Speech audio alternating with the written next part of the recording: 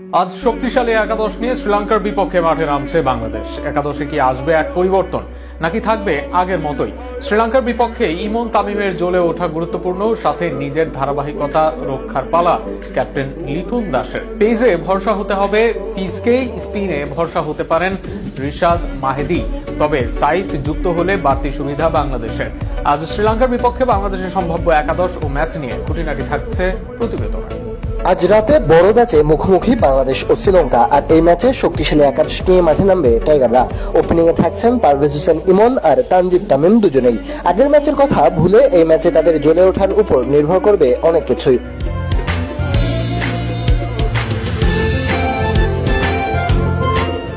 অন্যদিকে ৩ নম্বরে ফর্মে থাকা লিটনকে আরো একবার জ্বলে উঠতে হবে এই ম্যাচেই। তবে ৪ নম্বরে সাইফ হাসানকে খেলালে কিছুটা হলেও নির্ভর হতে পারেন লিটন, কেননা এই মুহূর্তে বল হাতেও দারুণ ছন্দে তিনি।